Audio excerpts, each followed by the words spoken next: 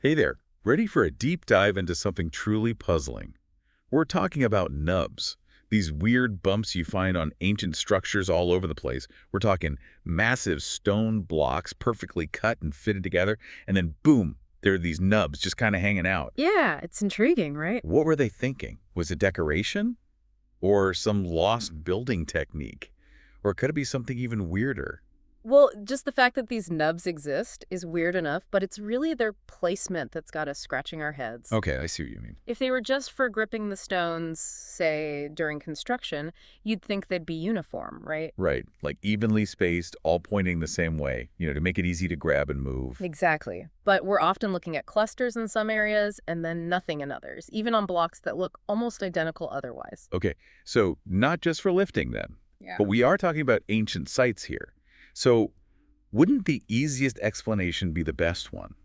Maybe they just liked the way it looked. Well, that's where things get even more interesting. We find these nubs on surfaces that were clearly meant to be seen, like the facades of temples, even carved into the natural bedrock that they incorporated into their structures. So it's like they're actually drawing attention to them, not hiding them. Like they were saying, hey, check this out. Exactly. It really does suggest a purpose that goes way beyond just being functional. And then you start thinking about the materials involved, and, well, the mystery just keeps getting deeper. What do you mean? Well, we're talking about granite, basalt, some seriously hard stones. And they were carving these nubs with whatever ancient tools they had at their disposal. Well, that's just it. Some of these nubs, especially the ones on the hardest stones, show a level of precision and craftsmanship that is really hard to reconcile with the tools that we think they had back then. So are we talking aliens here? Lost civilizations running around with laser beams? Let's maybe not jump to conclusions just yet, but it really does make you wonder if they were using techniques that, well, that we just haven't rediscovered. Okay, now you've got me really curious. What kind of techniques are we talking about here? Well, some researchers believe that they may have even been able to manipulate the stone itself, making it temporarily malleable. Wait, you're saying they could soften stone?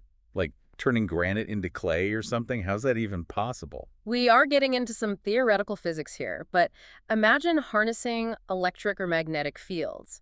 That way, they could alter the stone's molecular structure without using heat. Okay, now that's just cool. So you're saying these nubs could be a byproduct of this whole stone softening process? It's a definite possibility, maybe points where the energy was focused or released, and that's what left those marks behind. And this wasn't just happening in one place, right? I mean, we're finding these nubs all over the world. And that is the truly mind-blowing part.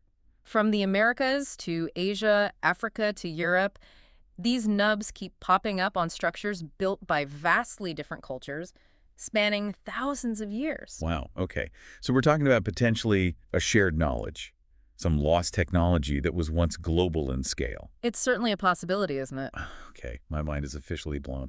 So where do we even begin to unravel this whole mystery? Well, I think a good place to start is by looking at the nubs themselves. You know, their size, their shape, placement, all of that. Okay, so like each site we look at adds another piece to the puzzle. It really does, yeah. So it's like a global scavenger hunt. Where do you want to go first? How about we jump over to South America for a bit, to those ancient Inca sites in Peru. Oh, yeah. You've got those massive, and I mean massive walls built with these stones that weigh tons. Yeah, and they fit them all together perfectly without any mortar. It's incredible. Exactly. And a lot of those massive stones, I'm talking about Machu Picchu, Sacsayhuaman, places like that, they often have these really prominent nubs on them. Interesting. Yeah. So are the Inca nubs similar to the ones that we see in, say, other parts of the world? They do share some characteristics, yeah. But the Inca nubs tend to be larger, a bit more, shall we say, irregularly shaped. And they really do stand out from the surface of the stone. Okay, so if we're thinking about that stone softening theory, could these bigger nubs be related to how they were manipulating these giant stones? That's a strong possibility, yeah. I mean, imagine, you've got to precisely fit these massive stones together at odd angles, high up in the mountains. Right. Softening the stone, even for a little while, would make that whole process a heck of a lot easier. Yeah, that's true. Yeah. That makes a lot of sense, actually. But wouldn't there be, like, other evidence of this stone softening? Like what? I don't know, maybe tool marks or something? Well, that's the thing. In many cases, the surfaces around these nubs are incredibly smooth, almost polished, you could say. It's more like the stone was molded into shape rather than chiseled. Wow, That's wild. Okay, so if the Inca were using this technology, what about other ancient cultures? Like, where else do we see this? Hmm. Let's go back to Egypt for a second. To the Osirian. The Osirian. It's this incredible underground temple dedicated to Osiris. It's built with these massive granite blocks, and we're talking seriously heavy stuff here.